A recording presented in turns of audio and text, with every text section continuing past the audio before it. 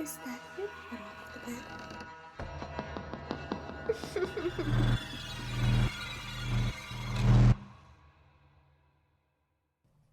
I'm Lyurel. And I'm Janelle, and you're listening to the Foot Off the Bed podcast. So what's up? Not much. I feel like this was the fastest 2 weeks have gone by since we filmed the first episode. Has it been 2 weeks? I think so. Yeah, it has. Bro, my brain. What? All right. I feel like so much is happening. There is. Yo, R.I.P. to DMX. Yeah. I'm very sad. Because I'm like, I didn't listen to a lot of his music, just the mainstream stuff. Mm-hmm. But just seeing some of the videos, that man used to be around doing everything. He just seemed like he was just always around somewhere random, just doing shit. He was like that uncle that always comes around for everything. And he knows all the kids. And he's just talking and you're all listening to him with the little puppy dog eyes because everything he's saying, you're trying to absorb it. Right. And then he sounds like, he smokes 10 times a day and drinks 10 times a day. But you're like, man, that's Uncle. What was his actual name? Was it Earl or something? Yeah, Earl. I'm like, that's Uncle Earl, man. I love Uncle Earl. I don't know why. His raspy voice was always so soothing to me. It wasn't It was never off-putting. Yeah. I didn't feel scared or anything by it. It was just very comforting. Yeah. I don't know what it is, but yeah. R.I.P. Yeah. But yeah, I got my first shot. And my dad took me because he was down for his second dose. Her first vaccine shot. Yeah. Sorry. My brain just skips details. I assume you know what I'm speaking about. But nah, I went to go get Moderna, and my dad was here for his second dose of Pfizer. And he was like, oh, I'll take you, because, man, for anybody outside of New York, sometimes it's very difficult to get places by train. They'll be like, oh, yeah, it's just an hour, and then you find out you got to take a bus to a train to a bus to another bus to a train. And it's like, nah, bro, I'm not doing all of that. You got to do bus-to-bus transfers and all that other stuff. Oof. Right. So I was having that dilemma, but then I told him oh yeah, my appointment is at such and such time at Brooklyn Army Terminal, which is a good ways away from my house because I'm in West Bubblefuck and that was East Bubblefuck.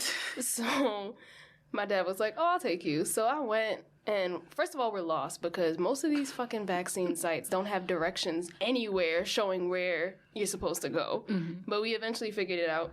And I was in and out, bro. I was in and out. When I tell you I was, literally stood there, they checked me in. Oh, yeah, you ever had COVID? Blah, blah, blah. Nope. Okay, answer all these questions. All right, go in there. Already? You don't want to make me wait an hour?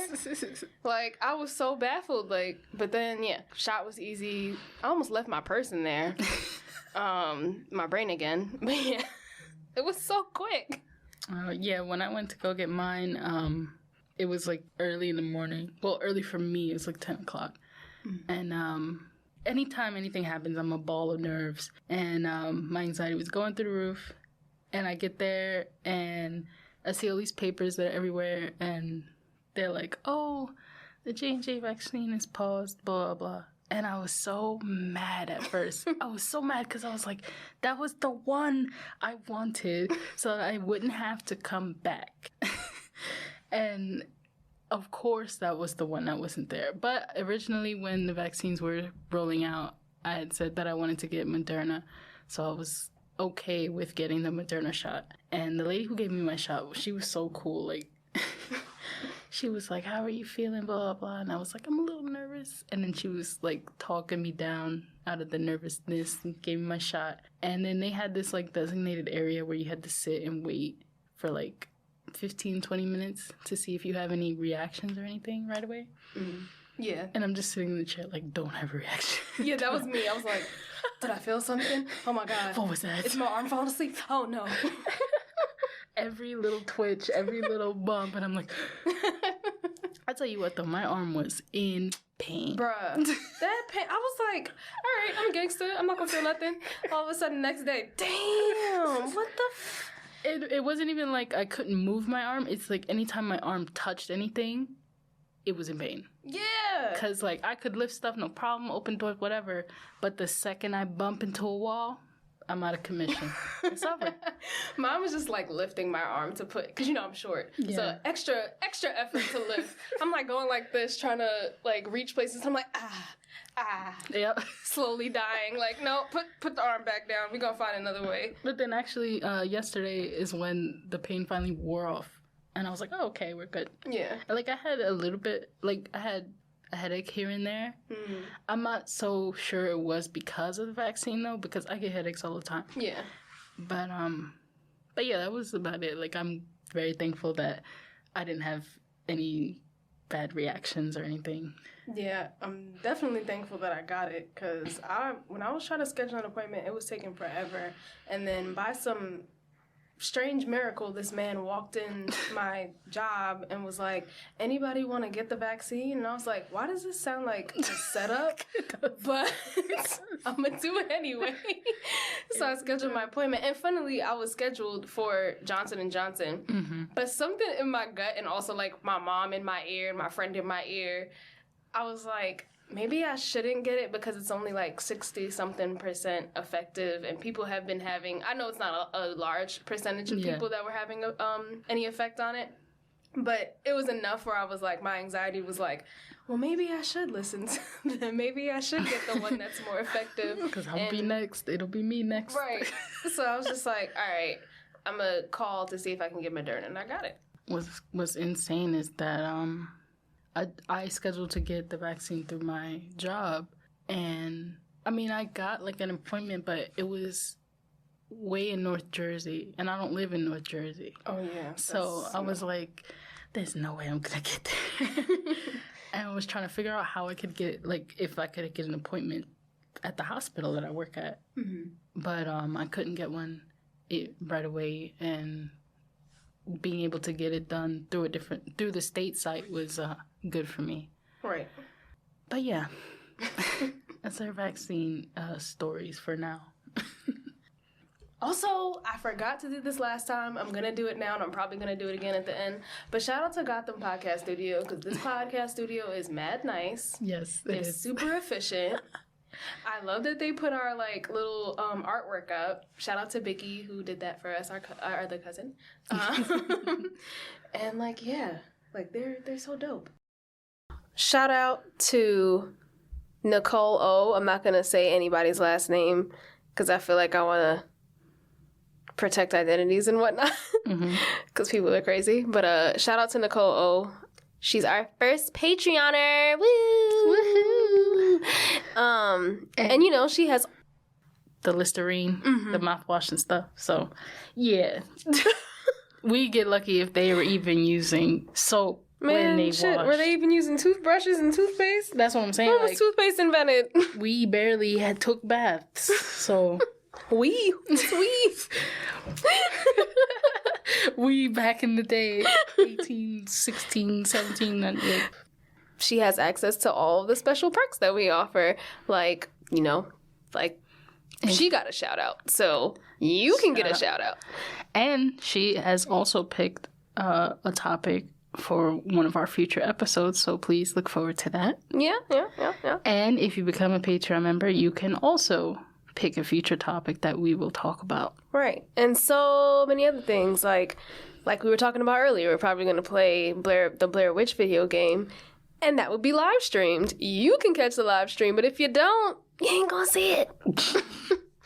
So go to our Patreon. It's patreon.com/footoffthebedpodcast, and you can click any of the tiers, whatever, pledge however much you want, and you'll get access to any of that stuff.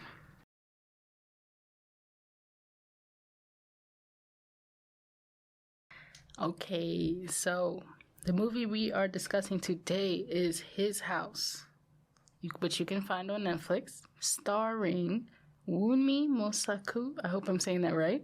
Yeah. And Sope Dirisu and Matt Smith. I think his is Chope. Chope? Yeah. I didn't know that it was pronounced like that until I had a classmate at Howard, and I was like, oh, it's Shope.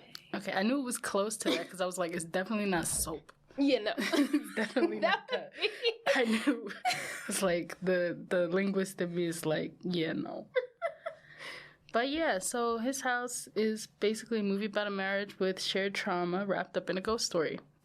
It's a 2020 horror thriller film written and directed by Remy Weeks from a story by Felicity Evans and Toby Venables. I think so. The film tells the story of a refugee couple from South Sudan struggling to adjust to their new life in an English town that has an evil lurking beneath the surface. Warning, this is a full movie review, so there will be a lot of spoilers. If you haven't watched his house yet, you better go do it. So, yeah. The movie begins with Bol, that's Shope Dorisu, and Rial, who's Wonmi Masaku, and they're refugees who flee with their daughter Nyagak. I think I'm saying that right? I'm hoping you're saying that right. Nyagak. Because I have nothing for you. I don't want to offend. Unless it's like Nyagak. Nyagak. Yeah, that sounds about right. Okay, yeah. So they flee with their daughter from like a war-torn South Sudan, and they escape across the waters, I think like the English Channel. By the way, I'm sorry to like interrupt, but like this part of the movie, I know it's like a bad situation they're leaving, but the cinematography, like the coloring and everything was so nice. It was so well done. And nothing was like, nobody was really talking or anything. They were just traveling, and it was just so, I don't want to say aesthetically pleasing, but like it was so like artsy. I mean, there is a aesthetic like pleasantness to seeing good coloring and good cinematography in a film. Like it's like you're really making me feel this like anxious travel right now. Like this anxious journey they're on. So they travel across the waters on like there's a bunch of people on a motorboat. They're all jam-packed on there basically.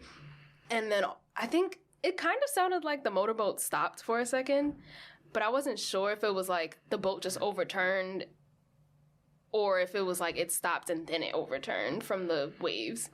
But either way, you see that the boat gets overturned, and that's how it starts.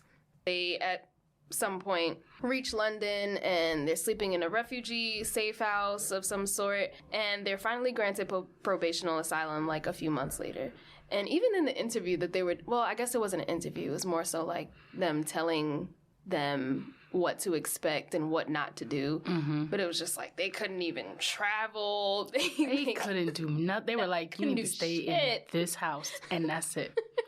They were like, you can't go so y'all gonna get like $2 a week. Right. And it's like, yo, what? It's worse than like Section 8 housing. Dang. Exactly. Bruh.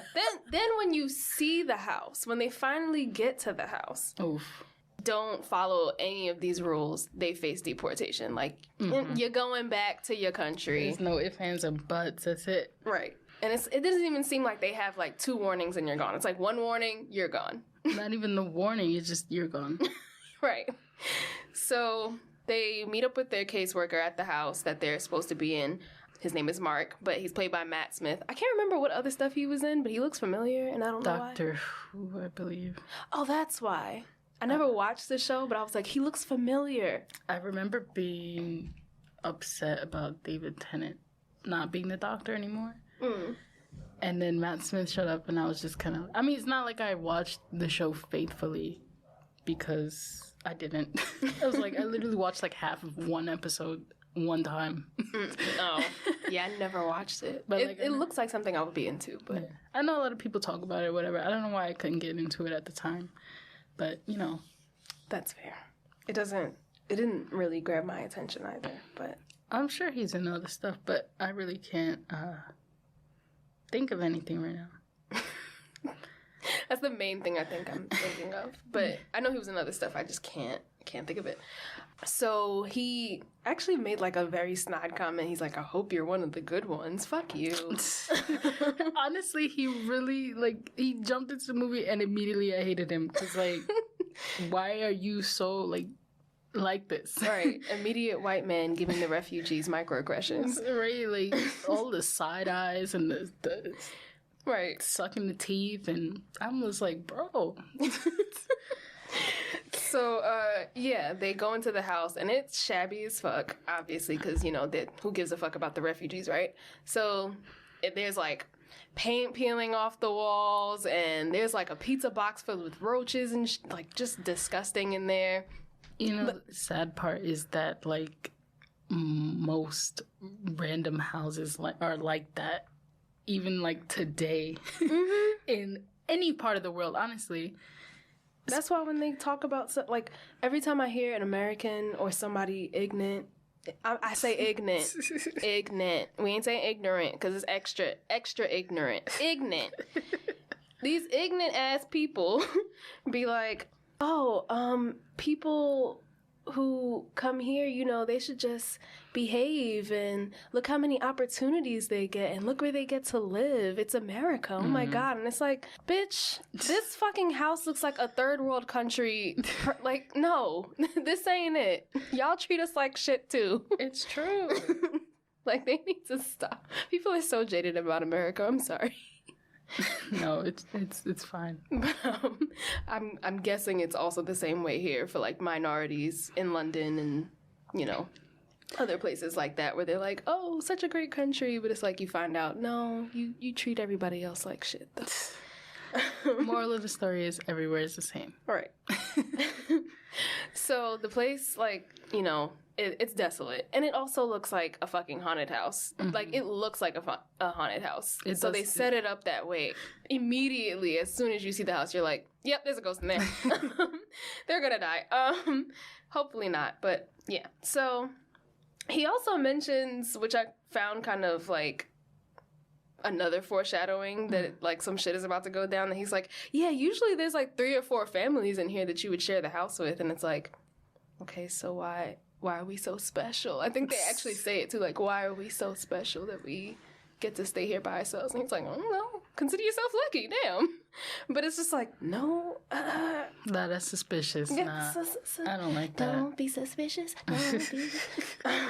Sorry, I watch too much TikTok. But, so they experience a whole bunch of shit. They experience racism, xenophobia, hatred from their tenement neighbors. Even, oh my God, there was one scene where these black kids started harassing the fuck out of me, and I wanted to kick them in their fucking faces.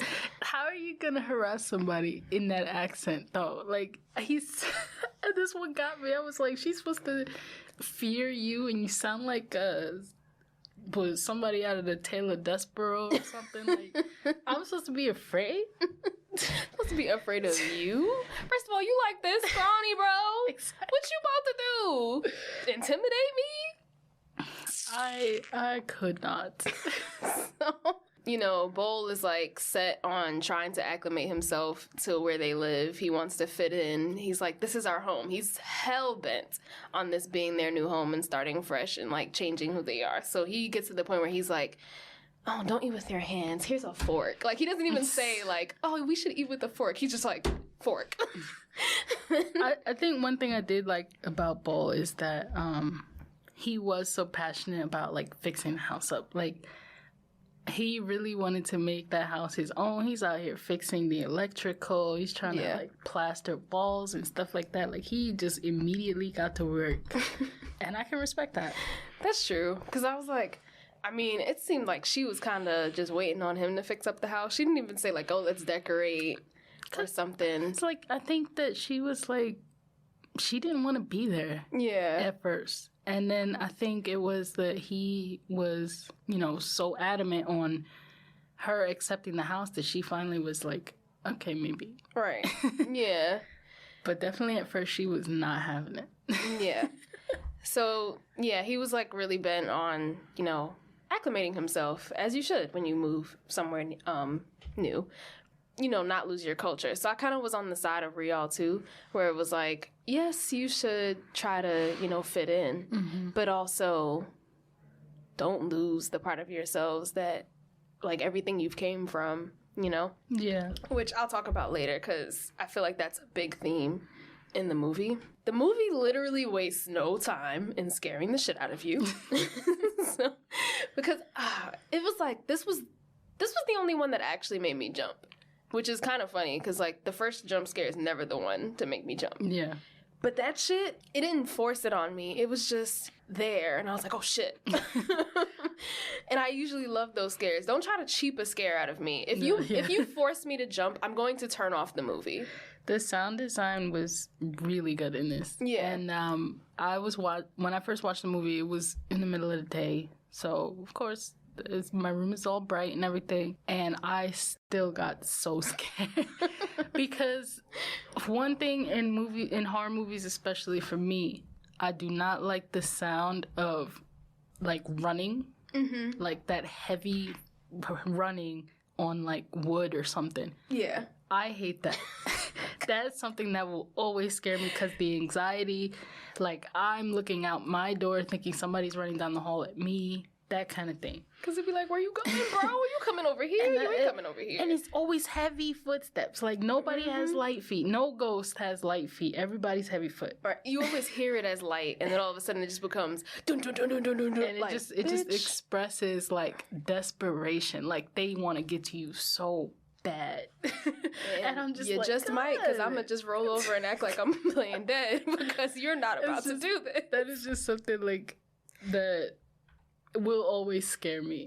It scared me in a couple other movies that I love that are kind of probably not highly rated or whatever, but it's always something that's gonna get me. And I did love the scares in this because of just stuff like that. Like, it wasn't like, oh, the music's swelling and then you can kind of guess when a scare is going to happen or something like that. Or it getting, like, insanely quiet and then waiting for a jump scare. Yeah. No, it was, like, just constant, like, that anxiety, just random stuff you're seeing, like, in the corner of the screen or whatever. And it was a lot.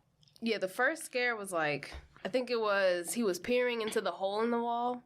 And then you just saw, like, a hand behind him, this, like, I think it was Nyagak, actually.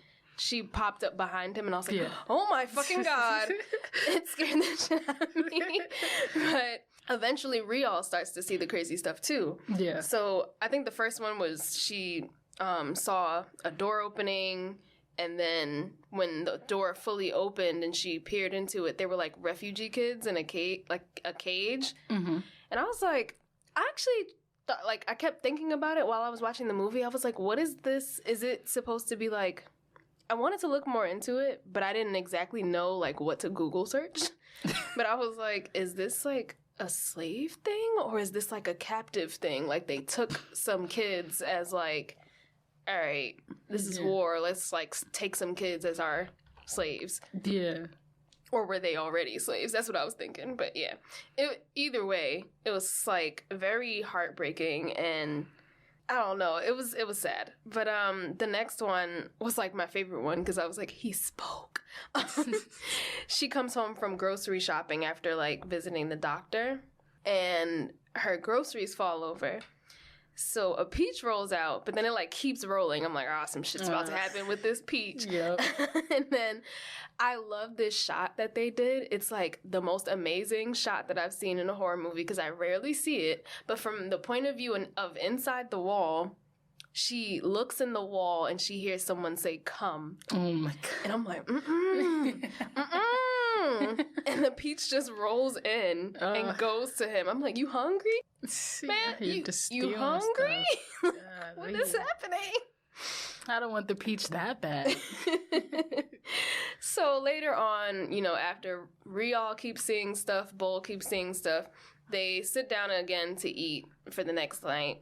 And, you know, of course, Bull is still trying to push assimilation on Rial, and she's just like, man, I'm trying to be who I am. Can you not? But it also, like, baffled me because I'm like, maybe, like, this is a cultural thing of Black Americans, but I feel like other Black cultures are also like that, like Caribbean people, Haitian people, all of us have these, like, superstitions and, like, are scared of, like, spirits. Yeah. And I'm like, yeah. They did nothing. They did not bring up, hey, have you been seeing some shit around the house? Yeah? Okay, maybe we should tell them to move. Movie over. But, like, neither of them said anything. And I guess it's also the thing of, like, I don't want to sound like I'm crazy. Yeah. Because Black people are also scared of sounding crazy. So I just found that funny, though, that neither of them had brought up, like, hey, have you seen this? No? Okay.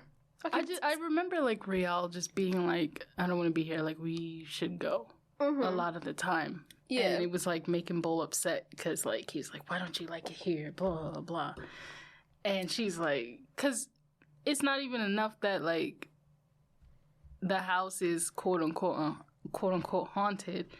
But, like, she can't even go to the store without people staring at her, harassing her, talking down on her. Like, why would you want to be in that environment? And exactly. I can kind of understand where she's coming from with that. Yeah. It's like a lot of the time I was on both of their sides. But I just think that Bull was a little bit too aggressive about his point.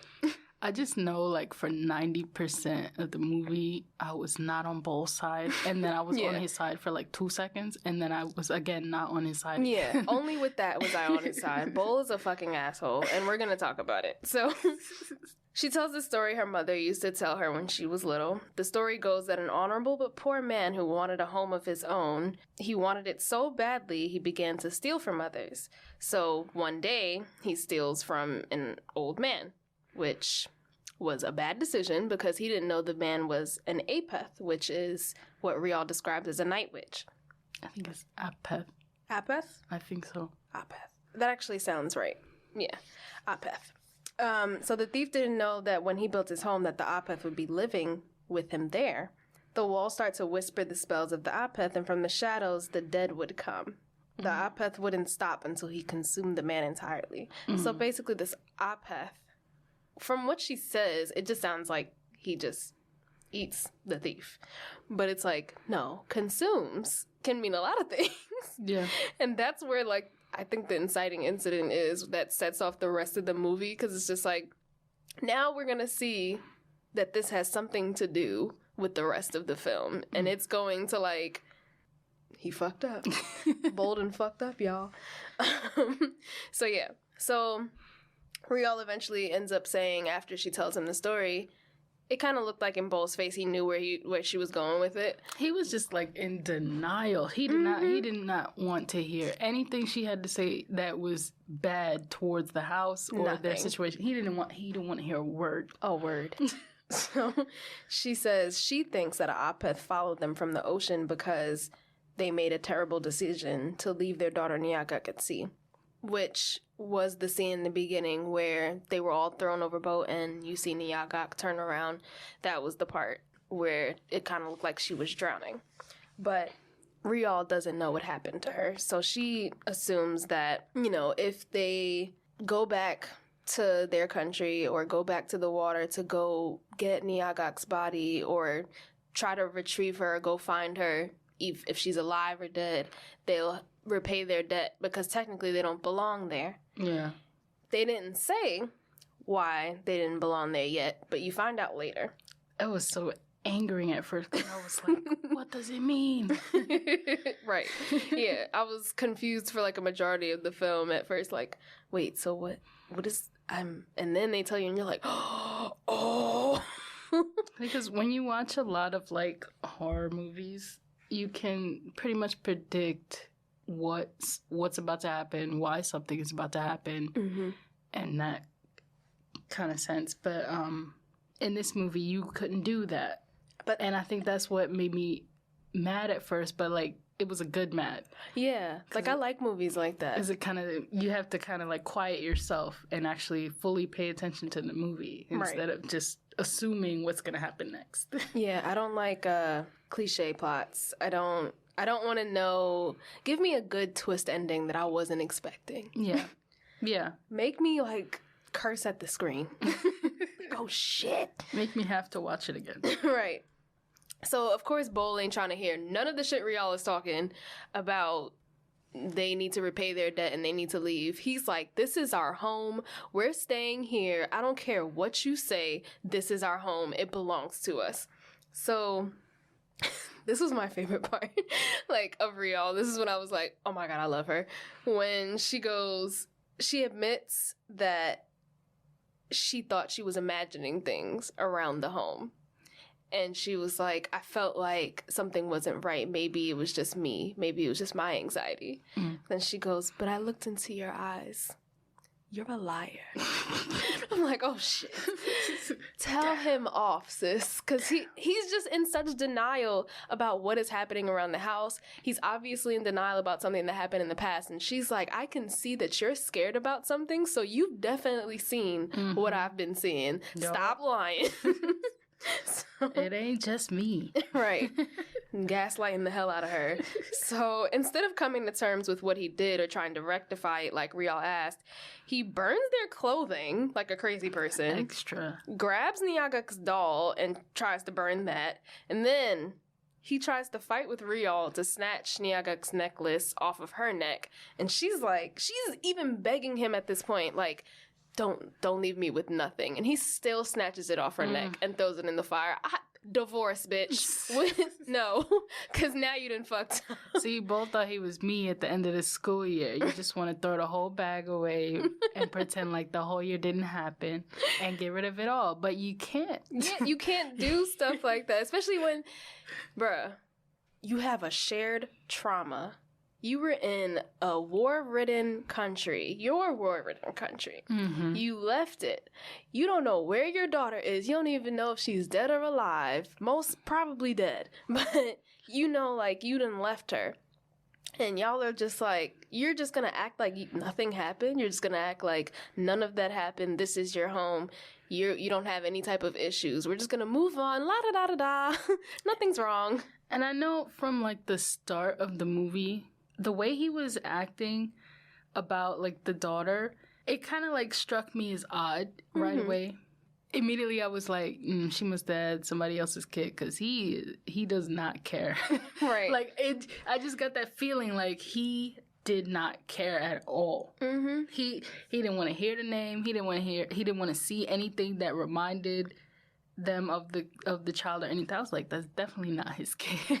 But I couldn't go anywhere further than, oh, she had a baby by somebody else and then he decided to marry her or whatever. My thinking was, I thought, we'll go into what happens. We're trying not to spoil it before we get there. I am trying so hard. But my thinking was that was his coping mechanism. No, we don't need to talk about it. Like, just keep the memory that we have of her. But then when he started burning stuff, I was like, okay, you're not trying to keep the memory of her. You're, like, literally trying to get rid of it, which is, like, 10 times worse because that's complete denial.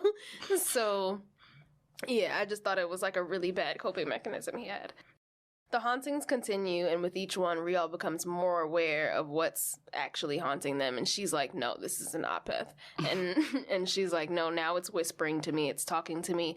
It's showing me Nyagak, and Nyagak is speaking to me. And she eventually even tells Bol that the Apeth said she should be afraid of him. Which I was like, why? Him? For what? But I was like, he did just have that crazy ass scene where he snatched her fucking necklace off and threw it in the fire and is acting like a crazy person. So I get it. It's that desperation. Like, he's trying so hard to be in this new life and trying so hard to pretend like they're not where they came from. Mm-hmm. And he'll do anything to get there. Yeah. And that's something to be fair. Yeah. So she tells him that she thinks it's trying to consume him, like in the story. And you can tell because the very next scene, which is like one of my favorite scenes, talk about cinematography, because I'm hearing the clicking of the fork while he's like cutting everything, obviously angry as fuck while he's cutting his food. And the camera just pans out and he's still in the kitchen, but he's in the middle of the ocean. And I'm like, what the fuck? Oh, hell, this Apeth is fucking with this man. It starts whispering to him from afar. You can't really see what the Apeth looks like, but you see that it's like a dark, shadowy figure. Yeah. And there's dead bodies passing underneath him. And one of the dead bodies is Nyagak looking at him with like a zombie eye. Like, she literally like decaying under him in the water. And her eye just looks up at him. And I'm like, oh no. That was like the worst part. I do not like looking at like decayed bodies. So eventually all the bodies attack him. And he wakes up. And the Apeth is, like, fucking with him really bad at this point because he wakes up and the bodies are in the room with him now. and they're attacking him, like, to the point where Nyagak jumps on his shoulders and is, like, putting a knife to his neck. Yup. And they don't disappear until he turns the light on. It actually reminded me of that movie Lights Off. Do you remember that? I think it came out, like, it definitely came out before His House. But it was, like, I think one of the main the main trailers was this woman was in the office and she kept, like, flicking the light off, flicking it back on, and, like, there was a figure every time it was in the dark. God. I don't think I've seen that, but I've seen a video like that. Yeah.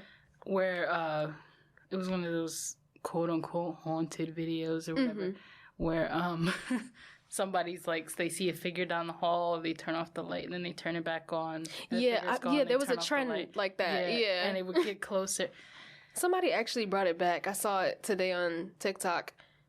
And I was actually going to post it to the Instagram. But this guy was like, oh, there's a haunted spirit in my house. And every time he turned the light off, he would, like, see the spirit. But it was moving in the dark. And I was like, you made that look so real if it is real. If it is real, I'm sorry, bro. You probably dead somewhere. R.I.P. Just keep the lights on all the time. Yeah, I would not pay your electric bill. I ain't even gonna close my eyes. Don't worry about any other bill. Just pay the electric bill. Right? Just make sure your lights is on. I don't know. I don't know if you survived that one. But just don't ever be in the dark. So, yeah, when he turns the lights on, the bodies are still in the room with him. He turns the lights back off. They're attacking him every time. Every time he turns off, they're back in. Every time he turns it back on, they're gone. Then eventually he turns the light on. They're still fucking with him. So it's like, it's not even a light thing. He thought it was a light thing. Nope, it's not a light thing. It's you, bro. Yeah, I've had dreams like that where, like, I'm either closing my eyes or opening my eyes in the dream, and something is there, open my eyes, it's not there. Close my eyes, it's there. Open my eyes, it's not there. Until I open my eyes and it's still there. And then, now you can't escape. Right. So, he eventually takes a hammer to the walls and, like, starts beating the shit out of the house. Because he really, truly thinks, like, the house is haunted at this point. He doesn't think it's him. He thinks, like, no, something's wrong with this fucking house. So he takes his anger out on the house and, like, takes a hammer and beats holes into the walls. So then, my thought was, like, it's almost like he's trying to convince himself that he belongs there. And that's when I started to suspect something. Like, why are you trying to convince yourself and Ryul every 2 seconds that you belong in this house? So keep that in mind, guys. So he makes attempts to get a new home somewhere in London with this caseworker, Mark. And he just comes off as crazy. At one point, he, like, has a glass in his hand and he squeezes it and it bursts. And it's like he's, like, laughing at the same time. And I'm like, oh, you're insane. You done lost your mind. So he goes back home. He locks all the windows. I think he takes the handle off the doors so Ryul can escape. Because she's, like, at this point talking about she's going to go back home one way or the other without him. And he's like, no, the fuck you not. You my wife. And you staying here with me. And he's also in denial. So he's like, I'm not leaving either. So we're going to stay here. Ain't nothing wrong with this house. We going to figure it out. So he destroys the handle, puts wooden planks over the windows, and yeah. Eventually he contacts the Apeth. You know, speaking with him, and the Apeth is really creepy. There's a fire in front of him. When he puts his hand in the fire, he realizes, like, oh, you can't hurt me. Like, you can't actually kill me. You can't touch me. You just, like, tricks and magic and mirrors and stuff. Yeah. So you can't do anything to me. Apeth's like, oh, really? Oh, really, bro? So he immediately puts him into another trance.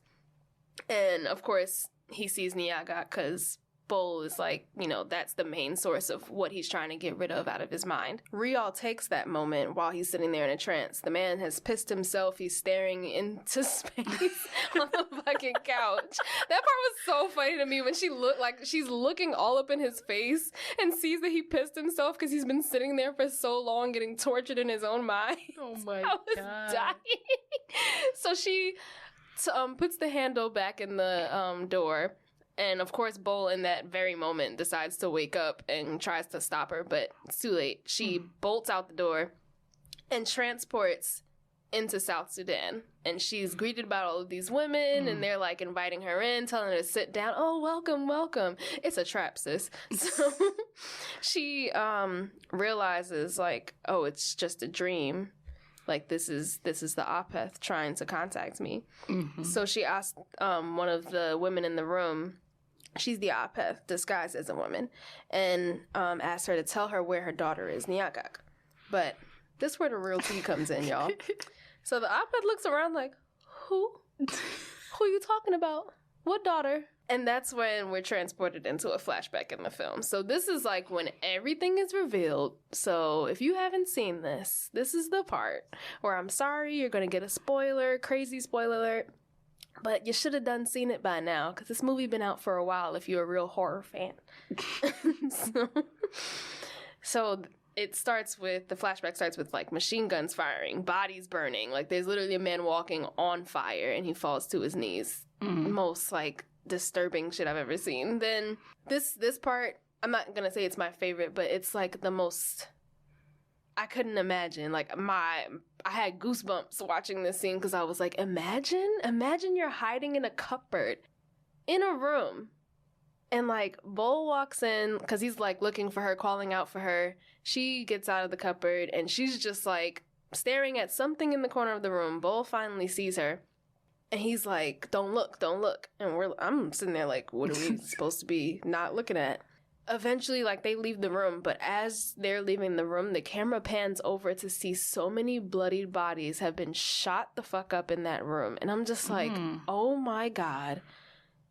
I cannot imagine. I don't know what I would do if I was in a war-ridden country. I think I would literally just be like, please just take me and kill me right now, because I could not do this. I could not live with the trauma.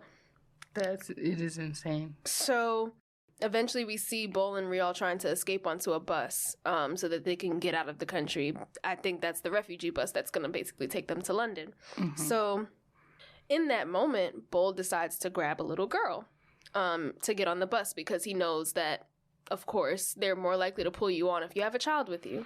It was like that Titanic moment, because the lady or whoever was holding the bus door open, they were like, kids and women and kids. Mm-hmm. And initially she, like, rejected Bull because he was trying to get on by himself. Mm-hmm. And he just picked up some random child and was like, look, we have a kid. And they were like, oh. Right. And they're just like, come on. So he gets on. Rial eventually follows in, because he's like, it looks like he's just trying to get himself on. He's like, honestly, grabbing this little girl, and then Rial eventually gets on. I don't even think he looked back to see if Rial was on there. But no, he did. He did? Yeah, he did. I remember him looking at her. It was like for like a split moment. On the bus or like off the bus? On the bus. Oh yeah, that's what I mean. Like, once he was on the bus, that's when he looked at her. Oh, okay. But like, before getting on the bus, I don't think he was just like, he was like those people who trying to get on the subway while everybody's trying to get off, when as soon as the train stops. And then the doors close and you looking at her like, why ain't you get on? Like, bro, what the... Of course, we find out, dun dun dun, it's Nyagak. So, as the bus starts to pull off, which is another this movie is just completely heartbreaking. Like, I really love watching horror movies that have, like, a good narrative. As much as I like the regular ghost, demon stuff to laugh at and, like, get scared at, these type of horror films need to be made more. If people just decided to hire more Black screenwriters, more POC screenwriters, more POC Black filmmakers in general, you would have more diverse stories like this. But no, y'all just want to keep putting the same white people in these damn movies. No offense, but it's like eventually you're gonna run out of ideas. So just hire them, okay? Okay. Anyways, so as the bus is pulling off, we see Nyagak turns to look behind her, and she's calling out, "Mama, Mama!" And a woman is running, and it's actually Nyagak's mom. And the bus is pulling off. She's trying to chase after the bus. She's calling out Nyagak's name. Nyagak's calling out her mom's name. All the while, Bull is holding her, telling her to shush, which is, like, insane. How dare you? You kidnapped me. And I mean, y'all already on the bus, so I don't know why he's saying shush. Yeah. Like, and then all of a sudden you see, dust fly up, and machine guns are heard, and you eventually just assume, like, her mother was gunned down. She's dead. And that's already sin number one that they committed. So it comes out of the flashbacks for a second, and the Apeth is telling Rial in the room, you have no daughter. Like, what daughter? That's not your daughter. You took that girl. Like, he didn't say all of that. Yeah. But he was like, that's the general gist of what they were insinuating. Like, you don't have a daughter, period. So watching this, you're like, obviously her and Bol, this is the thing that they stole while the Apeth is punishing them. And they deserve it, rightfully so, because I get it, survival and whatnot, but that is really bad. That's like something you can't really... I'd be like, I can't come back from this. What did I just do? I do get that they need to do whatever they need to do to survive, because I'm not in that position. I don't understand. I can't relate. Yeah. So I get it. So they escape on the motorboat, and that's the part that we see in the beginning of the film where the boat turns over, and Rial asks the Apeth in the room, is she alive? And the Apeth is like, girl, no. Like, why would she be alive? The boat was overturned and y'all let her drown. Were you not there? Did you not see? Right. So the Apeth tells Rial that she can get Nyagak back. Nyagak? I said that so bad. Nyagak back if she severs Bol's flesh, basically cutting it. So she's definitely tempted, but when we get out of the flashback and Rial, like, is still in the house, because she, you know, woke up from her trance outside. I think it was, like, raining and shit. And she just woke up outside, from her trance. But she went back in the house, and she was very tempted. She kept looking at the knife on the kitchen counter. But Bol offered up himself, realizing, like, I have put us through enough torture. Like, this is my sin that I've committed, and you just went along for the ride. I'm going to cut my flesh and let the Apeth do whatever it's trying to do to me, like consume me. So the Apeth comes out of the floor in the kitchen and digs. That was like the worst part. I hated it. It literally took its long fingers and dug its fingers into his skin in the place where he was cut. And, it was gross. I don't like skin stuff. Skin stuff grosses me out. It was bad. It was bad. I look away every time. That and like teeth. Do not show me anybody getting their teeth pulled out. Don't show me bloody gums. I will. See, that's okay for me. What's not okay for me is when I see things like people's fingers getting broken, or like the arms, or like the legs or arms bent in a way it's not supposed to. That's what bothers me. Unless they're a demon. Like, if I see it happening, yes, I might be like, ugh, cringe. But if it's like a person who's possessed by a demon and they're already in that position, I'm like, oh. Like that bent up position where they're like walking on all fours and looking crazy. I'm like, oh, now you just look funny. I can't take you seriously. What are you doing? Goodness. Crab walks. Rial is standing there holding Nyagak's hand because the Apeth said, you know, I would fulfill the promise. Like, Nyagak can be returned to you. Even though you didn't sever the flesh, I'm still returning it to you. Her to you. But she knows that Nyagak is not actually there. You already told me she's dead. This is a dream that you're trying to give me. I don't want to live in a dream. I want to live in reality. Yeah. So she decides to just let Nyagak go and kills the Apeth by slicing its neck open, which is gangsta. Love Rial. And at the end, you know, the house is like torn up. There's a blood stain on the floor. that they cleaned up, but it just looks crazy. But the caseworkers are all throughout the house taking pictures of like everything that they've done. I think at one point in the film, I forgot to talk about that part, but she was wearing a blanket because he had burned all of their clothes. She was like, I'ma still look like my culture, bro. So I put a blanket around me and my head. What now? We gotta sleep with this later.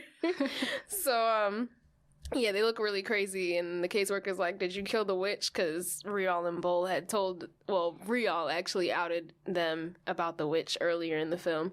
They're like, oh no, yeah, she killed it. It's fine. We're good. And they just accept the ghost that came with them because you can't escape trauma. You cannot escape something like that. And you can't escape the things that you have done to get to this point. You can accept those sins and that past trauma and move forward. Yeah. But you have to acknowledge it first. Mm-hmm. And that was the issue. Bowl wouldn't acknowledge it, and Rial wouldn't move forward. They were both stuck at some part, but they couldn't find a common ground. Yeah. I find it, like, interesting that, like, Rial was so traumatized or whatever by everything that was happening that she really believed that she had this child. Like, this child was hers. Mm-hmm. And it was just, like, an unspoken thing. Like, she just immediately became protective over Nyagak and all of that. And when Nyagak fell into the water, she was heartbroken. Like, she was really devastated over a child that was not hers. Right. and then to, like, at the end of the movie, like, she's finally able to let this child go because she is told that she never had this kid. Mm-hmm. And this is not your life. Like, you stole her. Right. Then she's finally like, oh, okay. And then boom, okay, I can stay here because that wasn't me. Right. Yeah. So I think this film is definitely a great take on what refugees have to go through when escaping some of these countries, as well as like the crazy trauma that they go through before and after, even when they get to their country. Like, they still dealt with xenophobia and racism. Yeah. So it's just like, there's no escape. There's no end to what they have to deal with, but at least they can go through it together. I do remember one of my favorite scenes was when they were in the doctor. And, well, Rial was in the doctor. Mm-hmm. And she was telling the doctor how she got the marks on her temples and her arms. And she was like, the one on her temple she had when she was a little girl, but the ones on her arms she carved with a knife by herself. And they represent the two tribes that are in South Sudan. The ones on her temple were from her family, so she had those already, but she carved the ones in her arm because she found her entire family butchered and placed both tribal symbols on her, like the one on her arms. And, and that was her way of, like, trying to escape anybody asking her, what tribe are you from? Mm-hmm. She's like, figure it out. Which one am I from? That's like such a crazy survival tactic. Like, you wouldn't even think of something like that. I thought that was so, like, Jesus. It's just like a weird reference to make, but like there was actually an episode of Futurama mm-hmm. where they had to deliver a box of guns to this planet that was like run by gangs, and it was the blips and the cruts or whatever. And they had shirts that were both red and blue, and they had headbands that were both red and blue, but the blips would have the red on the left and the cruds would have the blue on the right. So when they were going to give the shipment, Leela was like, oh, make sure that you have it on this side because this is such and such territory. And they go down there and they see, like, the gang, and the gang is like, oh, what are you doing in these parts? And they're like, no, we're good. We got the right one. And it turns out the gang is like, they're looking at a mirror. And they turn around and the thing is the color's on the wrong side. So it just reminded me of that. It's just, the survival tactic is a good one, but that was just a goofy way of also explaining it. Right. So, what would you give this movie 1 to 10? Scale of 1 to 10.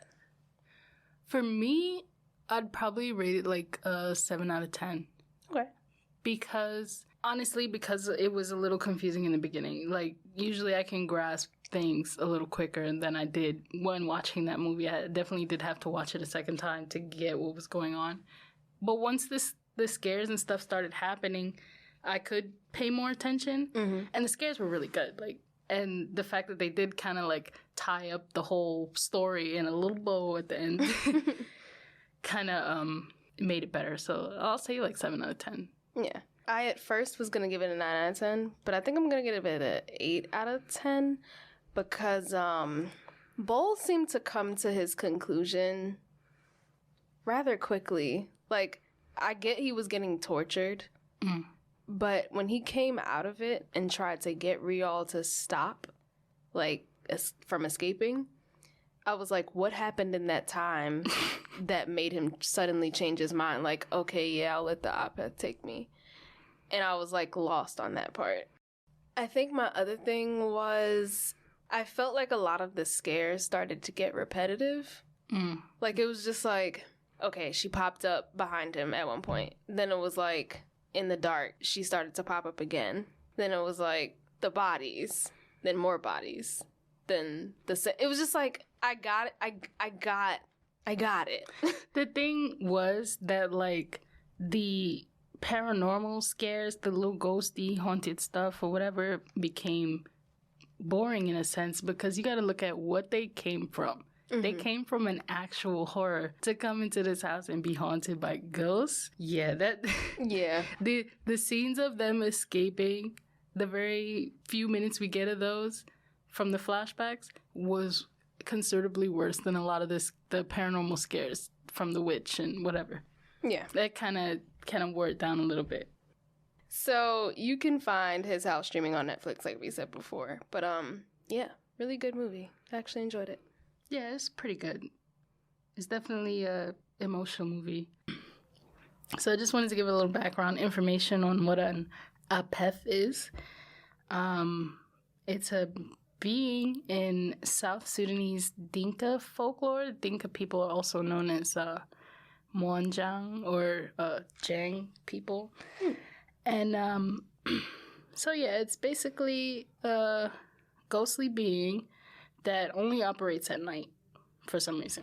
So it kind of makes sense because in the movie, Bull would like turn the lights on to make all the ghosts disappear. Apparently they can also make their presence known through footprints, and they place curses on their victims through the staring evil eye.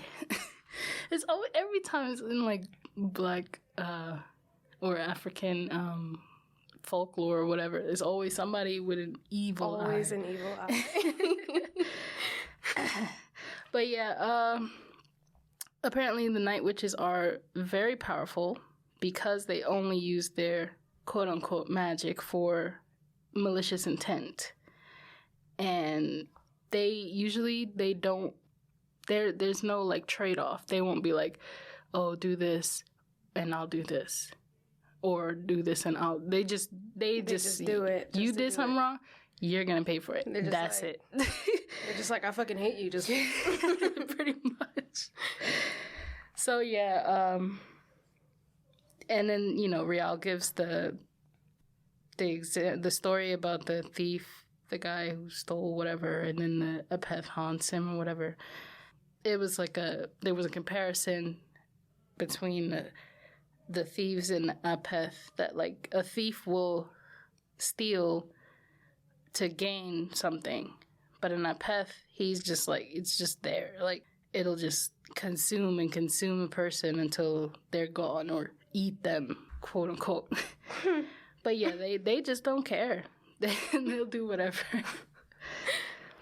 So it has nothing to do with like doing, like, okay, in the movie they were like, you did me wrong, so now I'm gonna do you wrong, or whatever. Yeah. Like, well, they assumed that there was an apeth on the boat with them that followed them or whatever, and not necessarily Nyagak, but just somebody on the boat. Yeah, because it kind of like, it'll pick you based on something bad that you did, and then what it does is it will feed into your guilt and whatever, and just like exasperate everything. Not that it wasn't like a bad thing that happened, but like it is just one of the apeth is like the pettiest person, and you are never letting go of what you did. Jesus. It almost sounds like a poltergeist too, because that's what poltergeists do. They'll like not necessarily like punish you for something that you did, but exacerbate it to the point where it's like, yeah, you got problems in your family, but we're gonna make sure it's worse. See, now when I used to because for when I thought what a poltergeist was, I thought a poltergeist was like stuck in like a eternal loop of whatever happened to them and what made them die. Because there was an old movie. It wasn't old, but no, yeah, I guess I can say it is old. It was called Death of a Ghost Hunter. It was on Netflix mad long ago. Mad long Because I'm like, that don't even sound familiar. It was one of my favorite movies at the time. And, of course, it was about these people going into a house. This lady. And she was investigating something like an Amityville horror type house. Every night at the same time, events would start up in the house leading up to how the occupants died.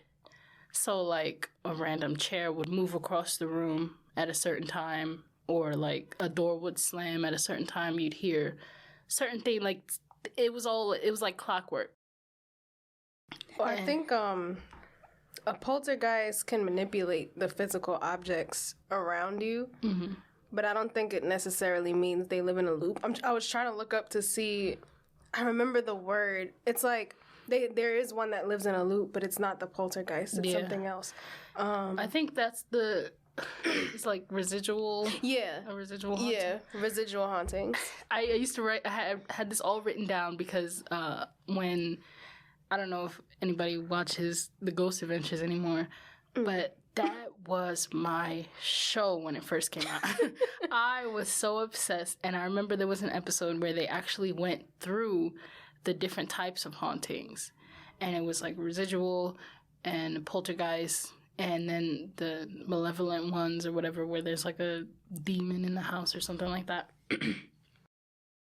And I guess I got confused on what a poltergeist was, but like they're usually the more intelligent ones, the ones that speak to you, the ones you catch on like video and stuff, showing up, that kind of stuff. Mm-hmm. Yeah, like they, I think one of the main things, like I think we'll talk about this movie later on, but The Conjuring, I feel like part of it was like a poltergeist because it kept manipulating the dolls, it kept manipulating them, taking over their bodies. Well, that one, they were more like, it was more like demonic. Okay, so then I'm actually the actual movie Poltergeist then, where they were manipulating objects, like the fucking tree. That is like the most goofiest, like a tree haunting. Okay, sis, where's my chainsaw? That I gotta respect them because honestly, that took a left turn and I was like, what? Like, wow, how many movies do that? But yeah, Anapeth is just relentless. It loves to exploit its victims' guilt and trauma and just really messes with them until they decide they want to die, pretty much. Kill me, big dog. Don't keep messing with my brain. And when I first thought of Anapeth, but yeah, when I first was like looking up the Anapeth, the first thing that popped into my head was, oh, it's like a boogeyman. I guess the reason why I thought of that is because of the whole, it only comes out at night thing, it hides in the shadows, that kind of stuff. But like a boogeyman, honestly, the boogeyman, the story of that is so varied. And there was actually a movie on Netflix at one point that was called The Boogeyman. It was very corny. It came out in 2005. Just to give you a timeline of how old this movie is. And it was a New Zealand film. I think it was made by something. I can't remember. But it was like the boogeyman like took his dad, and then he was like so traumatized by it or whatever, like he moved away, and then the boogeyman took his mom, so he ended up having to move back and face it. First of all, why are your parents so easily kidnappable? I don't remember a lot. I just remember that movie was not it. It sounds like it was just like, oh, coincidentally, right after we took your dad, we also took your mom, but not you. And the strangest part was that he managed to find housing where he found a house that did not have any closets. What? Because that was his thing. Like, he did not want closets in his home because of the experience with the boogeyman. No. And I was like, how did you find this? That's impossible. He must have found it. It's something in Manhattan. It got to be in Manhattan. Right, because there's no way you found a house that does not have one closet. There's no way. I was like, when I was reading the little synopsis, and I was like, there's no way. There's not, even in the studio apartment, they got fucking closets. Exactly. They got nothing but closets. Like, what? But yeah, like, stories like that version of the Boogeyman is like, it kind of touches on what an empath does. There was also a story I came across about a real life boogeyman who, quote unquote, haunted New York for 10 years. New York? Yep. A serial killer? Yeah. I was about to say, because there's no way. Apparently, he killed up to, well, it's theorized that he killed around 50 plus children, not in New York, but like around the country. The guy who went by the name of, was it Albert Fish or Alberto Fish? I didn't know they called him the Boogeyman. Yeah, Albert Fish, crazy ass mother. Yeah.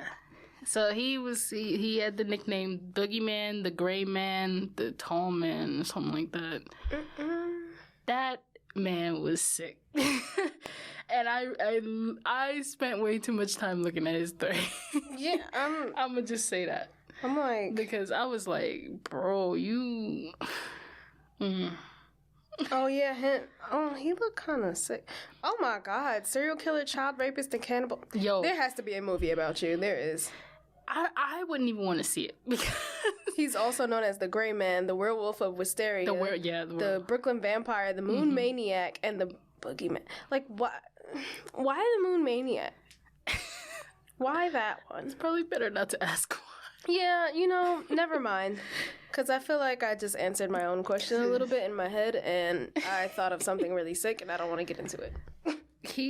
That was just the man with a lot of issues. And that stemmed from, of course, childhood abuse.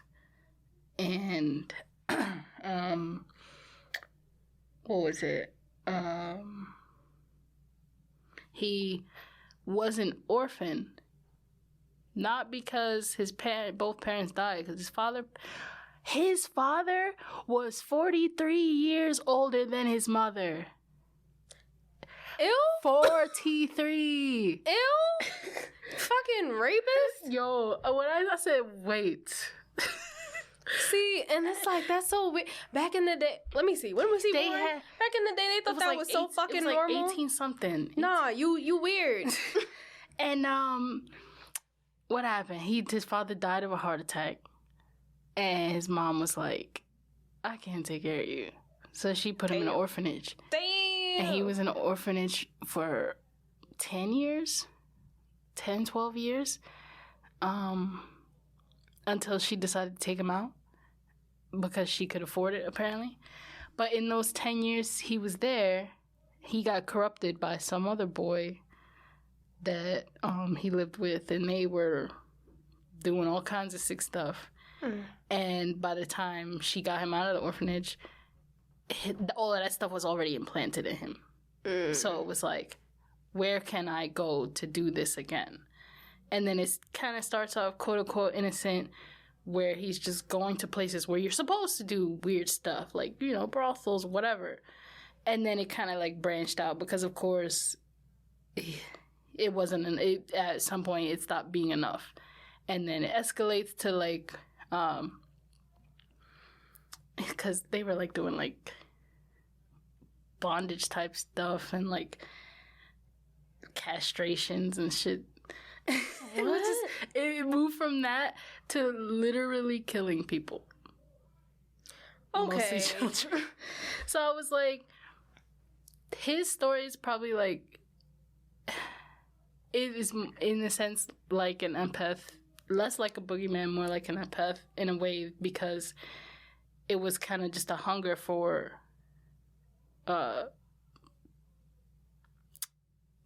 consumption? Hunger for like killing. Yeah. Just to do that, that kind of sense. But even then, it was like, it started to get a little too much, and I was like, even Peth would be like, oh no. Jesus. That's how you know. He like, I'm not doing it just for this. And you know what's sad? What's sad is that he mainly targeted children of color and like disabled children because he knew nobody would be looking for them. Mm-hmm. This was like 1900s, early 1900s, whatever. He was like, oh yeah, whatever, blah, blah, blah. Because the second he went after Caucasian children, that's when he got caught. That's when he fucked up. That's when they were like, you done fucked up now, bro. He said, no, you took little Grace. Oh, no. Yeah. You should have stuck with little Shaniqua, I guess. Like, damn. We just ain't worth a damn. And then that's when he got caught. And then he confessed. He actually confessed to killing a whole bunch of children. And, like, giving away all his secrets. Like, if he didn't say anything, he would be on Wikipedia and they'd be like, yeah, he only killed 3 people. That's the only way anybody knew he did more than what they thought was because he told them. So then I wonder if he was like lying about the numbers. That's what people were like. He was a very compulsive liar, so they don't really know if he did all the killings that he said he did. But I think at one point they were looking for the remains of the children of the 3 children that he got caught with, and he told them where they were, like, and they found them. So that, I guess based on that, they were like, I mean, he could choose when he wants to lie or whatever, but you know, it's kind of like something like up in the air, like we just don't know. And we might not ever know. Fuck him. But yeah, so he's going into a comparison with the APEF, the comparisons that is applicable. Then I was reminded of the Bell Witch. And honestly, when I first heard of the Bell Witch, it didn't really interest me like that right away. I guess because I didn't really know the whole story or whatever. The Blair Witch, I remember watching it, not the original, but one of the remakes that was decently passable. The second one, I thought it was so trash. Like, it had potential, but they just kind of like, I don't know, they did the bare minimum. Yeah, I feel like we kind of missed the boat on the Blair Witch, because I feel like I would have been more scared by it had I been around to be able to watch the first one the first time through. Yeah. Because it does hold the record for, like, the first of its kind of, like, found footage horror. Yep. Speaking of found footage horror, Grave Encounters. Not the second one, the first movie. Grave Encounters? Why does that sound familiar? It's a Canadian film, I believe.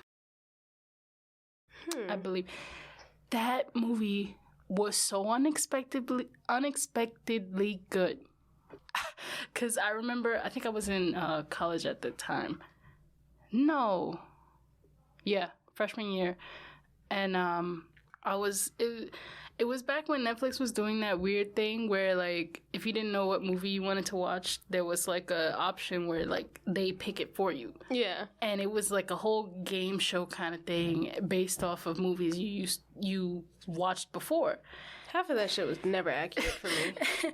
And I was on this kick, like, I was like, I'm gonna watch as many horror movies as I can on Netflix this year. And I had reached 100. Jesus! I had reached 100, and they were like, oh, it's a celebration, it's that. But yeah, one of those movies that was recommended to me was Grave Encounters. And when I saw it, it looked like some cheesy, whatever found footage movie. And it was.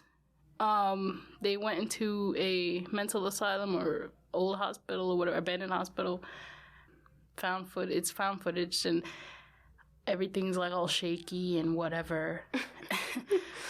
But it kind of turned up a little, and like it got me when I didn't expect it. So like, to me, that was one of the better older found footage movies. I don't know anybody's names. I don't remember.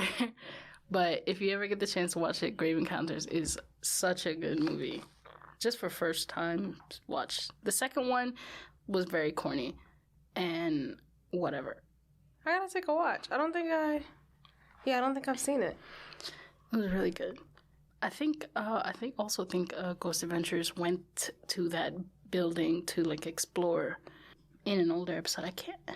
The memory is just gone. Funnily, I have never watched any of those like ghost hunting shows except for Ghost Brothers. Oh my god. R.I.P. to Ghost Brothers. Really? But yeah, I've never. I used to watch Ghost Hunters International, and then Ghost Adventures came out, and Paranormal Lockdown it had like 4 episodes. Oh my god. Those were the best 4 episodes of my life, though.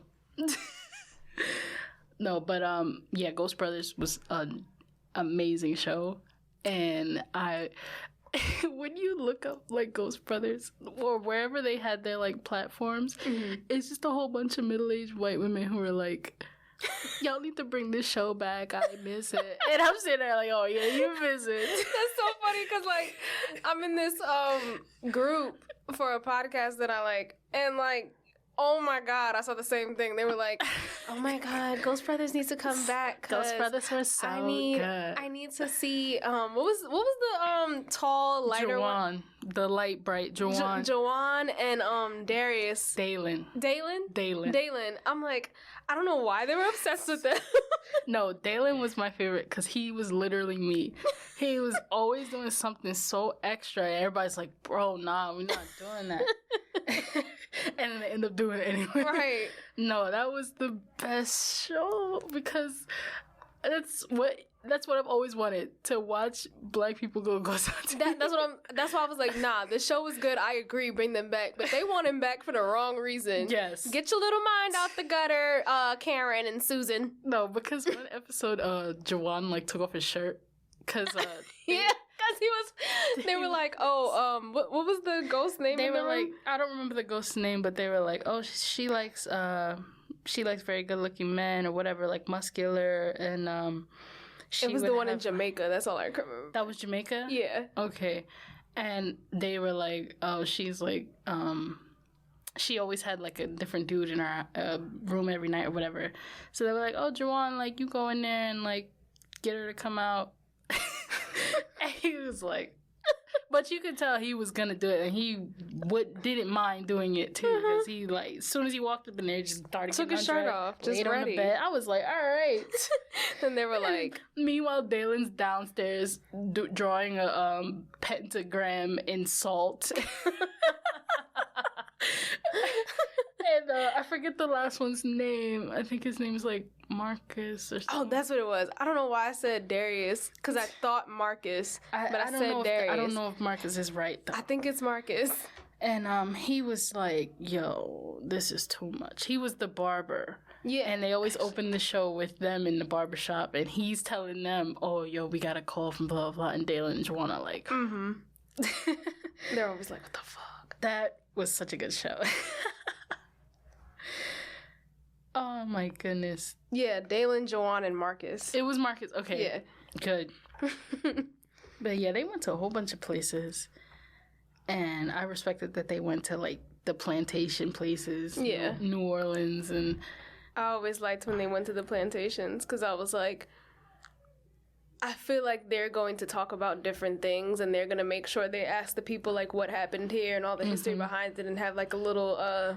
not Black Power moment, but a moment of like being accurate. There is a difference. Like if you see white ghost hunters go to a plantation, they're gonna be like, we're so sorry for the pain that was caused here and blah blah. And and then the black ghost hunters would be like, yeah, you never know. I may have had an auntie out here. Right.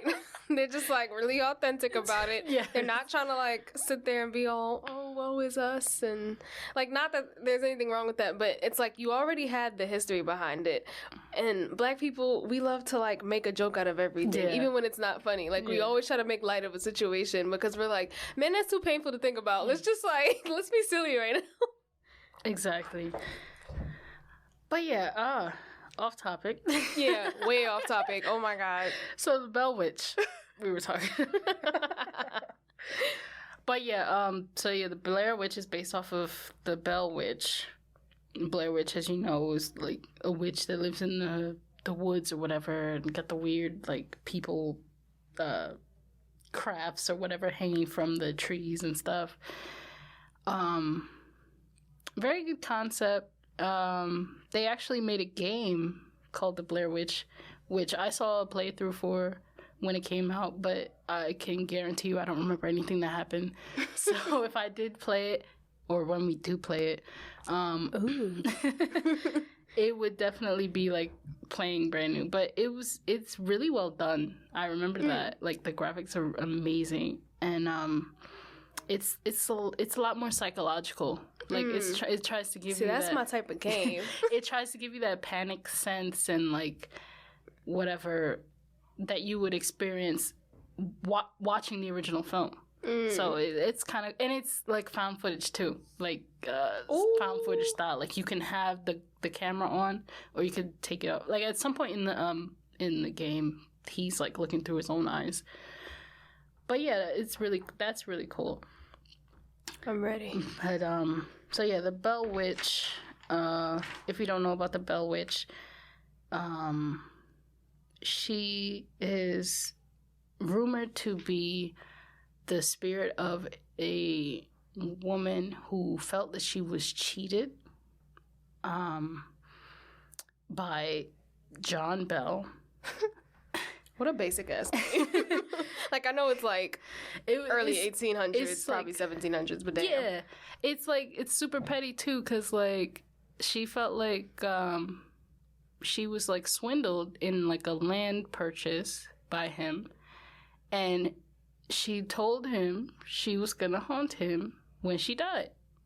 And he was like, all right, yeah, whatever. Pretty much. And she, lo and behold, passed away, and guess who's having problems now? Johnny, you done fucked up. She was like, I'm cursing the Bell family in particular. And apparently, like, the Bell Witch has got, I feel like she gained more traction because a former president admitted to seeing her. Ooh. President Andrew Jackson. He wrote that, what was it? He wrote that he'd rather fight in 100 wars or something like that than deal with the Bell Witch. Because at one point, him and a whole bunch of soldiers were stationed at the Bell Farm. And I guess they had encounters with the Bell Witch or whatever. Should have murked his ass too. Yeah, he wasn't the greatest of guys. Neither of them are, so whatever. Right. But yeah, like they have interactions with the Bell Witch dated as far back as 1817. And like I believe she's like the closest to an Apeth, because even though she used to be human or whatever, and I don't think that Apeth was ever human, but she used to be human, but now she is like a malevolent being, like the closest thing to an Apeth, at least over here in the States. Yeah.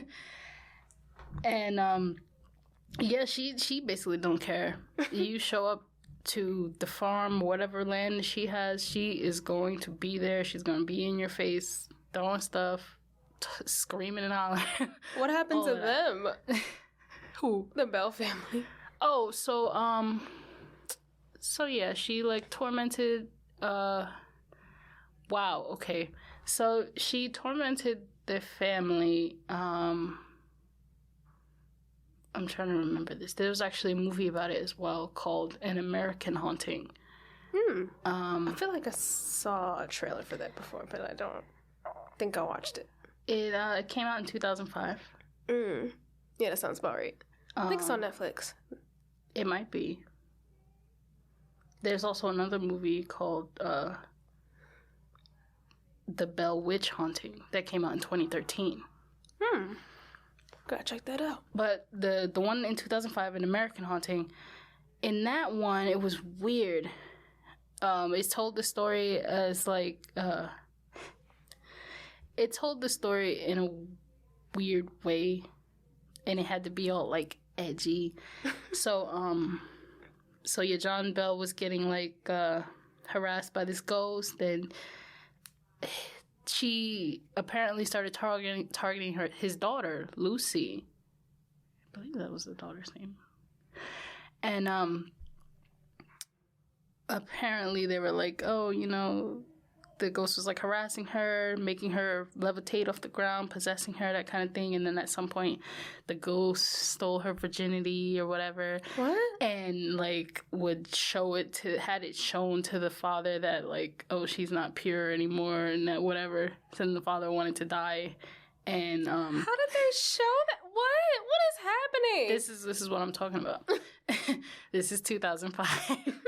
And so what ended up happening was, while Lucy was going through the constant possessions, she had to remember that she was actually everything that she was experiencing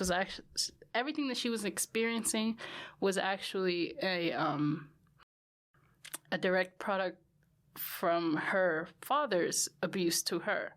So in a sense, it kind of made the Bell Witch seem like she was trying to help her realize that her father was abusing her and that he really took her virginity, that kind of thing, that she needed to do something. So, like, I think the movie ended with, like, her and her mom poisoning the father, finally killing him. I think I saw that somewhere, that he was poisoned or something like that. But it only, like, the movie, they only showed that whole story to kind of, like, jump back to the main characters of the movie with the mom and, like, the mom is divorced from the father or whatever, but the daughter lives with the mom. And she's, like, dropping, or the father comes over to pick up the daughter to take her to his house or whatever for the weekend.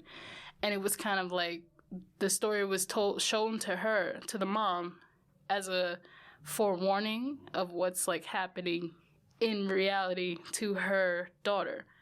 So it was kind of like it was in that sense, it was like, it kind of put like a positive spin on the Bell Witch. And was like, oh, she's really trying to help and make save the daughter or whatever, that kind of thing. And I was just like, it was a very roundabout way of doing it. And honestly, I lost interest. All right. By the time we get to the end of the movie, I'm like, oh, okay.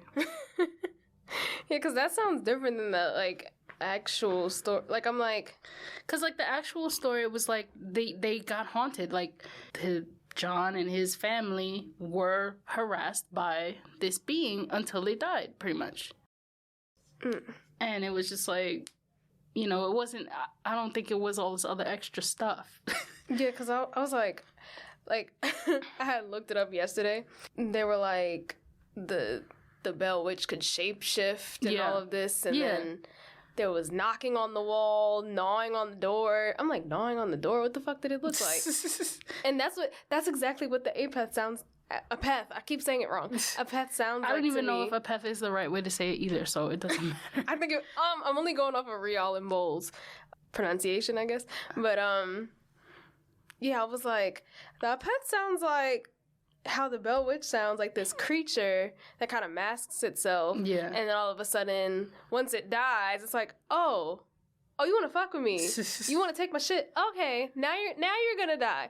So I was like, the shape-shifting. Okay, the Bell Witch shape-shifted, and the Apeth sort of shape-shifted into, like, the images of Nyagak. And it pretty much, like, it made these images appear. Yeah. And then messing with the house and all this other stuff. And the Bell Witch is messing with the house. And it's just weird. It's weird. Yeah. Like, I wonder if there's some correlation, like if they're the same thing, or if it's like they, like the folklore sort of traveled across the seas or whatever, or there's just these beings in existence. It just, I don't know. Yeah, the only thing to me, it seems, in these stories is that when you feel like evil at heart or whatever, it's gonna last. Because imagine getting so mad that you get screwed over in a land purchase that you're like, all right, so I'm definitely gonna haunt you forever. And do it. Like, because apparently there was at one point where the witch stated to some member of the Bell family, like, she was harassing, I think it was the daughter Bell, Lucy, and she was like, oh, you know, she made her break off her engagement at one point. What? And I guess because she listened to the witch or whatever, she decided to leave for a couple years, leave him in peace. And apparently it was said that, like, she said, oh, I'm gonna go away for a little bit and then I'm gonna come back. And then it said that she had appeared for a little bit of time after leaving the Bell family alone, and then she disappeared for 107 years. 107, and then came back. I'm like, what was the reason? Where did you go? Reason? I just want to know where you went. Like, what happened? Mm-hmm. Where were you staying? Yeah, where were you staying? Where did you vacation at? And they said, like, she came back, quote unquote, in like 1933, 1940 something. For what? Did you just not like the people that were there in that house? If somebody was even in the house? She was like, it's boring right now. I'll wait. And then she showed up. But yeah, like, there you can actually go and visit the Bell Witch Cave and farm. I don't think they do like other places do, like overnight stays or like overnight tours or anything. It's mostly during the day. But it's an actual place. You can actually go and visit in Tennessee. And I find it so weird that on the website it's like, the Bell Farm is the perfect example of life in Tennessee with its rolling green hills. Ma'am, there's a murderer here. What are you talking about? I said, not this travel agent stuff at the bottom. Like, you didn't just go through a whole haunting. That's like when oh my God, like one time I visited Louisiana to see my family, but also for like a school project. And I wanted to visit a plantation just to like see the difference between the black plantation, like the black owned plantations that like are like, we're going to tell the real history, we're going to tell the horror, but we're also going to tell like the names of these people who actually existed and not try to glorify the antebellum era or whatever. Yeah. And you go to the white plantation, one of them is Oaks Alley, I don't care, I'm out of them. And I forgot what part of Louisiana it's in. I know it's like close to New Orleans, but it was like 2 hours out, but I can't remember exactly where. But yeah, anyway, if you look it up, Oak Alley Plantation. But yeah, you go there and there's like a fucking bar with drinks.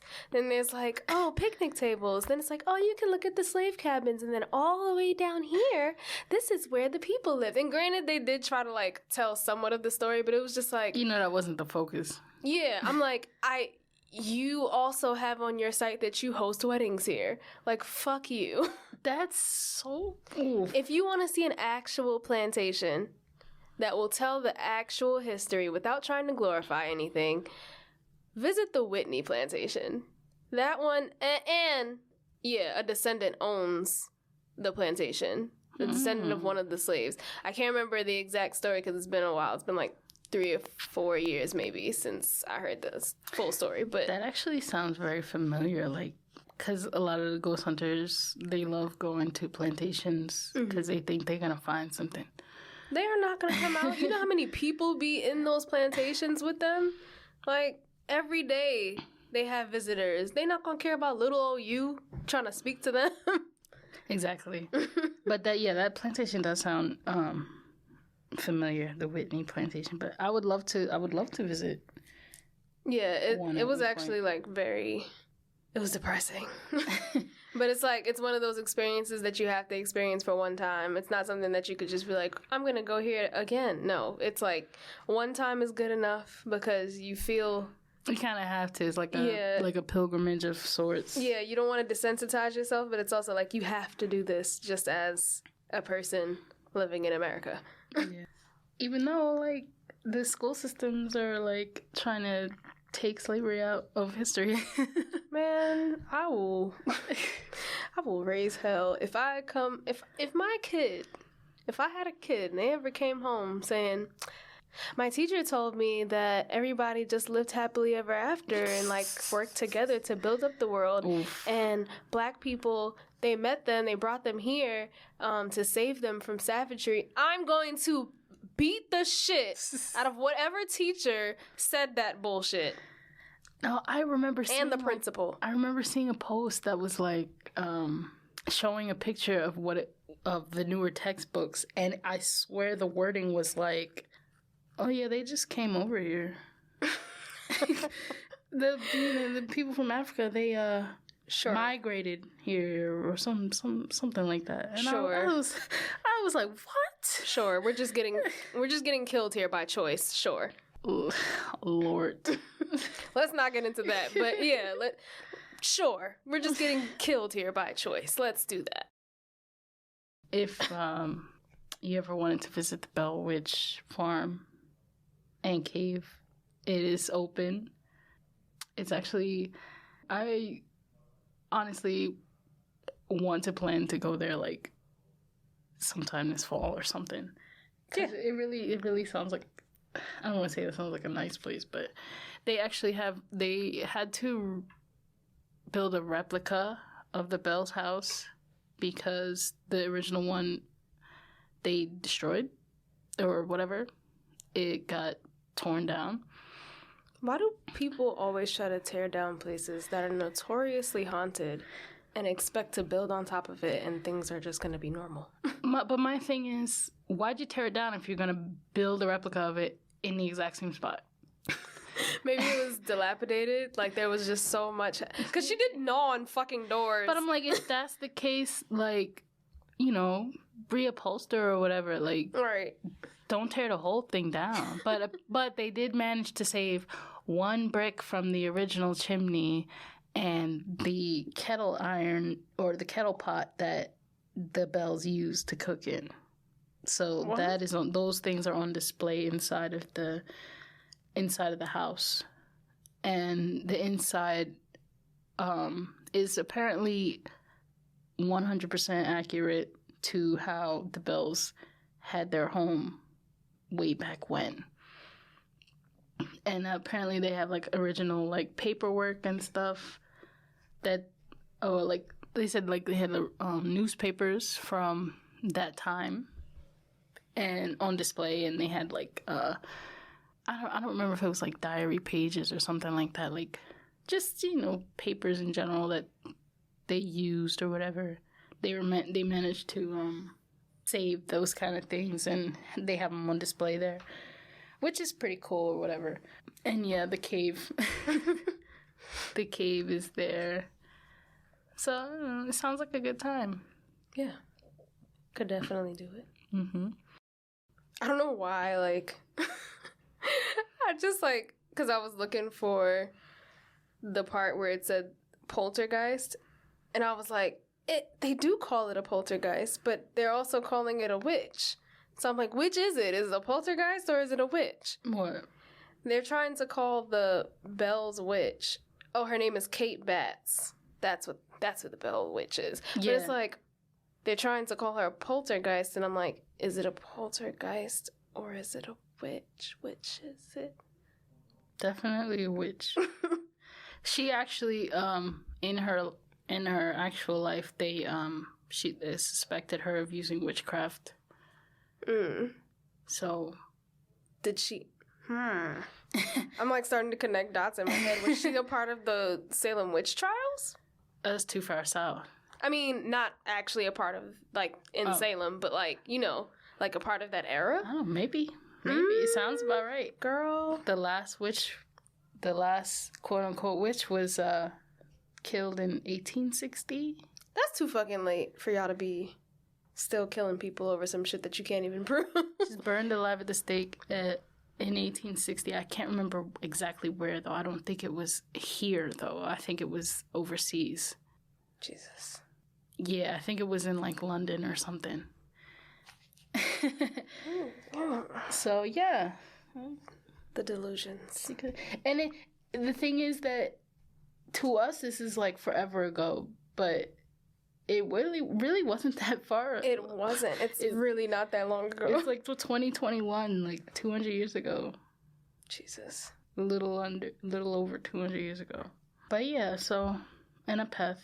Definitely don't want to have one. See, this is why I just do randomly good things. Just because... See, I know, like, they always have those posts that are like, oh, if you found $100 million in a bag in the subway, what would you do? And I always comment that, like, yeah, I would take it and go. But honestly, if it was me, I'd probably either just leave it there or be like, somebody drop this. Right. Moral of the story is don't be a shitty person. Don't steal from people. Don't take what's not yours. Don't do really morally fucked up shit. Just mind your business. Mind your business. Because it's just that karma, man. You really cannot chance it, especially in these times. Like, you could... I feel guilty for, like, stepping on a bug sometimes. I thought you said stabbing. No. I was like, wait, what? I feel real guilty, like, killing flies and stuff, even though these annoy me. And it's just because, like, you know, karma is just crazy like that. And especially in his house, like, that was so messed up. Like, even when I didn't understand the plot completely, I didn't like Bull because he just seemed too happy to be in this dilapidated house that they put them in. He was just being so forceful. And he's smiling at the old white lady that's just doing nothing the entire movie but staring. Mm-hmm. And then tells him to move out. She's like, you should just leave. You're gonna get kicked out anyway. And I'm just like, well, fuck you, bitch. And you sitting here still trying to, like, be friends with them. Like, nah. Sitting here trying to eat with a fork. Boy.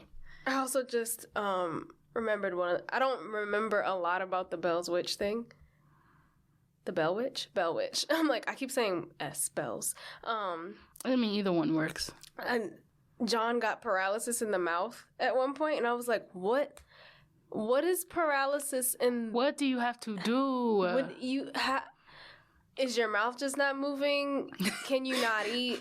What is paralysis in the mouth? See, to and me, I'm not even trying to sound ignorant. I'm just like, I really just don't know. I can't imagine paralysis in the mouth. She was probably just, like, holding his mouth closed the whole time. She was just there, holding it closed. And he didn't know why, but he could not open his mouth. My mind either goes to that or, like, if he had his jaw dislocated and nothing is just working, it's just... I don't know. That could be it, too. It's either lockjaw, and it's just permanently open for mad long. Oh, his breath probably stank either way. Or it's like shut closed. Regardless, because Mr. Lister didn't exist until 1900s, so he came up with the Listerine, the mouthwash and stuff. So, yeah. We get lucky if they were even using soap. Man, shit, were they even using toothbrushes and toothpaste? That's what I'm saying. When was toothpaste invented? We barely took baths, so... We back in the day, 18, 16, 17... Shout out to Nicole O. I'm not going to say anybody's last name, because I feel like I want to protect identities and whatnot, because people are crazy. But shout out to Nicole O. She's our first Patreoner. Woo! Woohoo! And you know, she has access to all the special perks that we offer. Like, you know, like she got a shout out. So you can get a shout out. And she has also picked a topic for one of our future episodes, so please look forward to that. Yeah. And if you become a Patreon member, you can also pick a future topic that we will talk about. Right. And so many other things, like we were talking about earlier, we're probably going to play the Blair Witch video game, and that would be live streamed. You can catch the live stream, but if you don't, you ain't going to see it. So go to our Patreon. It's patreon.com/footoffthebedpodcast. And you can click any of the tiers, whatever, pledge however much you want, and you'll get access to any of that stuff. Get them perks and give us money, please. We need it. Also, again, shout out to Got Them Podcast Studio. So stay safe. And remember, don't leave your foot off the bed.